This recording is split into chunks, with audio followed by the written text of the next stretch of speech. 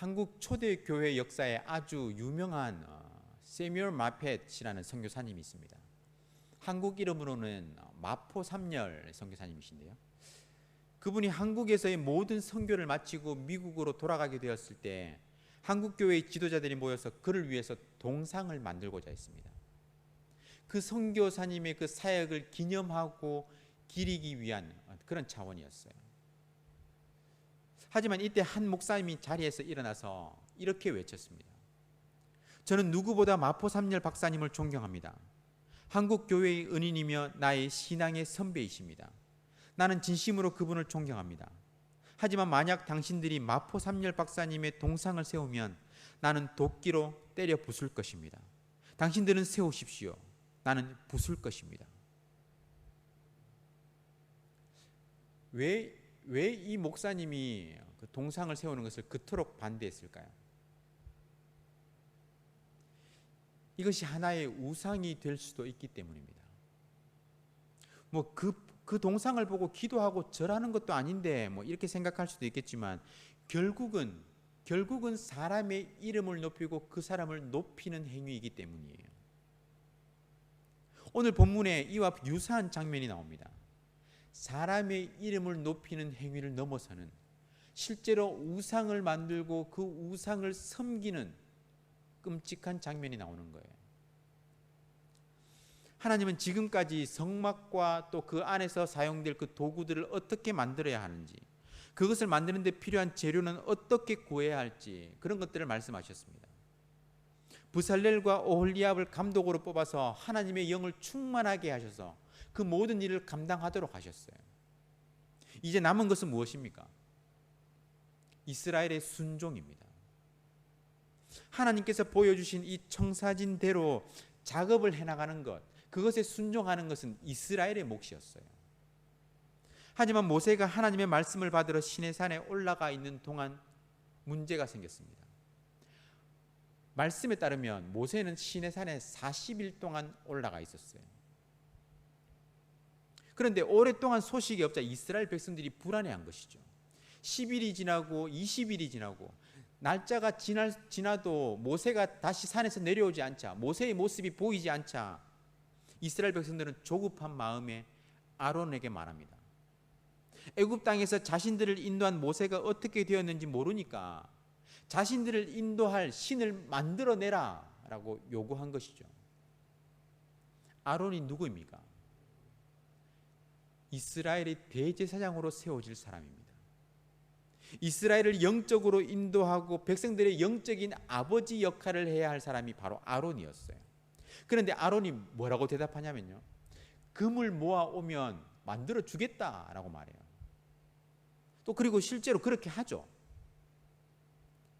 금송아지를 만들어서 이 신이 우리를 애굽에서 구원한 신이다라고 외치는 그 장면을 한번 상상해 보십시오. 너무너무 어이가 없지 않습니까? 그들의 태도는요, 처음부터 사실 문제였습니다. 1절을 한번 보세요. 우리를 인도할 신을 만들라. 이 모세 곧 우리를 애굽 땅에서 인도하여 낸 사람은 어찌 되었는지 알지 못함이니라.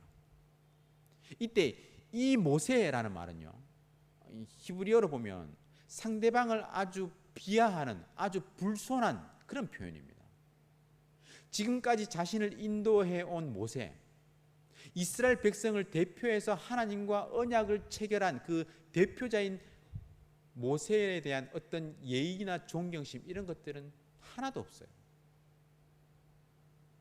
그들은 지금 보이는 신을 요구하고 있는 것입니다. 하지만 하나님은 십계명을 주시면서 그 어떤 형상으로도 하나님의 모형을 만들지 말라고 하셨습니다. 왜 그러셨을까요? 인간의 본능적인 성향 때문입니다.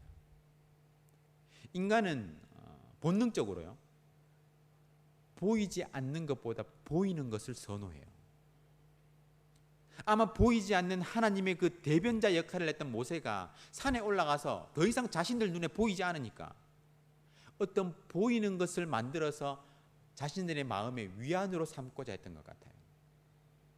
눈에 보이고 만질 수 있는 어떤 형상을 통해서 보이지 않는 그 하나님에 대한 갈망, 그것을 해소하려고 한 것이죠.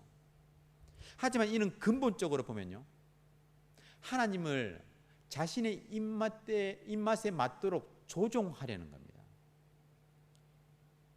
눈에 보이지 않는 하나님을 자신의 눈에 보이는 존재로 격화시키고 자신의 뜻, 자신의 욕심에 따라 그 하나님을 움직이려는, 조종하려는 욕심에서 비롯된 거예요. 하지만 하나님은 그 어떤 형상으로도 자신을 대신할 수 없다라고 말씀하셨습니다. 하나님은 우리와는 존재 자체가 다른 분이시기 때문이에요. 이 세상에 그 무엇도 하나님의 아름다움을 그대로 표현할 수 있는 존재는 아무것도 없습니다. 하나님의 형상으로 무언가가 허용되면요, 인간은 곧 그 형상 자체를 하나님으로 섬기고 그 앞에 절할 것입니다. 정작 그 형상이 상징하는 여호와는 망각하게 되는 거예요. 시간이 지날수록 그렇게 됩니다. 그건 어쩔 수 없는 거예요. 본질을 놓쳐버린 우상 숭배로 접어드는 것이죠. 게다가 이 세상에서 우리 눈에 보이는 모든 것은 모두 피조물입니다. 창조주가 아니기 때문이에요. 그래서 하나님은 어떤 형상으로 눈에 보이는 어떤 모형을 만드는 것, 그것을 극도로 경계하라고, 절대 그렇게 하지 말라고 명령하신 것입니다. 더욱 큰 문제는 아론이 이 모든 일을 주도했다라는 거예요. 그는 이스라엘 백성들을 가르치고 설득하기보다는 오히려 금을 모아오면 그 신을 만들어 주겠다라고 말합니다.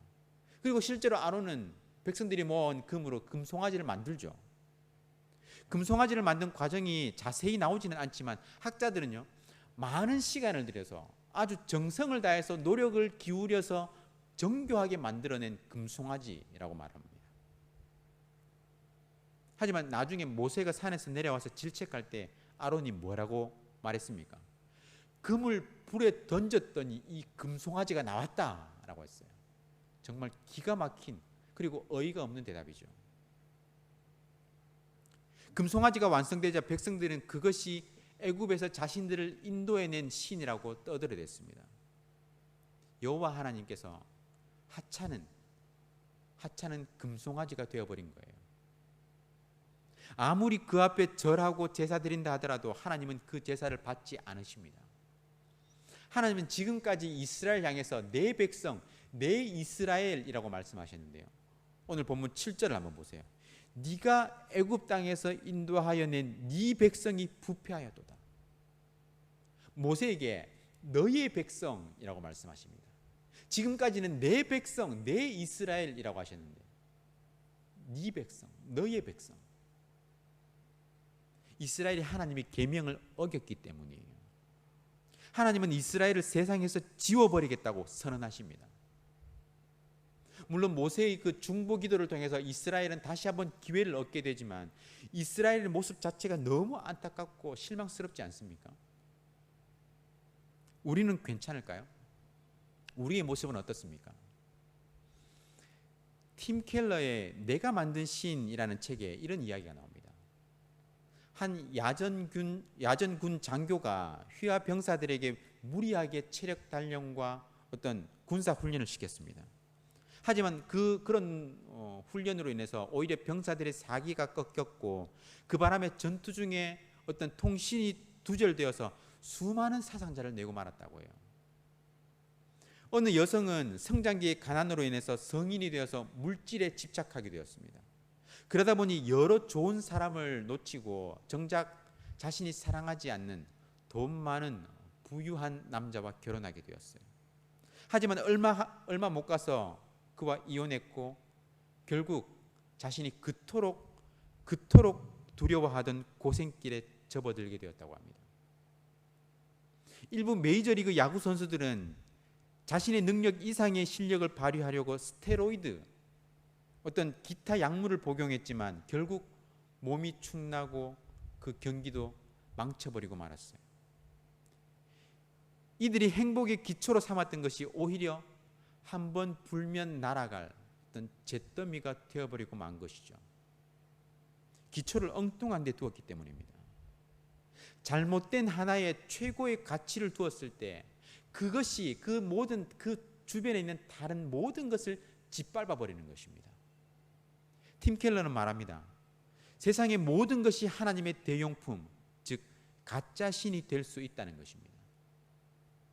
저것만 있으면 내 삶이 의미가 있을 텐데 라고 하는 것, 그것이 바로 우리가 섬기고 있는 우상이라는 것입니다. 가짜 신, 우상 숭배라는 것이죠. 저와 여러분의 삶에서 이런 우상 숭배가 일어나지 않기를 간절히 소원합니다. 그 어떤 것도 하나님의 자리를 대신한다면 그것은 우상이며 하나님의 계명을 어기는 범죄 행위입니다. 오직 하나님만을 경배하며 하나님 중심, 그리고 하나님의 말씀 중심으로 살아가는 저와 여러분의 복된 삶이 되시기를 주님의 이름으로 축원합니다. 보이지 않는 하나님께서 전능하시며 전지하신 절대자임을 깨닫고 그 하나님을 보이는 우리의 삶으로 온전히 예배하고 경배하는 저와 여러분의 복된 삶이 되시기를 주님의 이름으로 축원합니다. 오늘 우리 구국 기도문을 함께 읽으면서 기도하겠습니다. 마음을 다해서 기도에 동참해 주시기 바랍니다. 다 함께 읽겠습니다. 코로나 사태 속에서도 신실하신 하나님을 더욱 신뢰하게 해 주시옵소서. 이 모든 상황을 믿음으로 버티고 인내하며 회복을 경험케 해 주시옵소서. 코로나 재난으로부터 모든 성도들을 눈동자처럼 지켜 보호해 주시옵소서. 코로나19가 베트남과 대한민국과 세계에서 속히 지나가게 해 주시옵소서. 모든 가족과 함께 마음과 정성을 다해 하나님께 예배드리게 해 주시옵소서. 모든 성도가 경성에서 회개하고 의로운 삶의 열매를 맺게 해 주시옵소서. 교회의 생명사역을 적극 추진할 수 있는 여건을 속히 허락해 주시옵소서. 성도들이 처한 모든 환난과 어려움 가운데 피할 길을 허락해 주시옵소서. 성도들의 생업과 삶의 터전을 지켜주시고 결코 좌절하지 않게 해 주시옵소서. 이 땅에 확산되고 있는 코로나를 막아주시고 완전히 종식시켜 주시옵소서. 존귀하신 예수 그리스도의 이름으로 기도드립니다. 아멘. 오늘 말씀을 기억하며 기도하겠습니다. 하나님과 영광스러운 언약 체결식을 진행한 지 얼마 되지 않은 이스라엘은 우상 숭배라는 엄청난 범죄를 저질렀습니다. 우리도 결코 안심할 수 없습니다. 자칫 잘못하면 하나님의 자리에 다른 것을 두게 될 수 있습니다.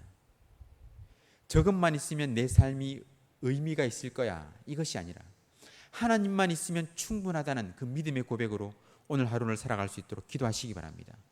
그리고 구국 기도문으로 나라와 민족과 교회의 회복을 위해서 각 개인과 가정의 기도 제목을 가지고 다 함께 간절하게 기도하겠습니다.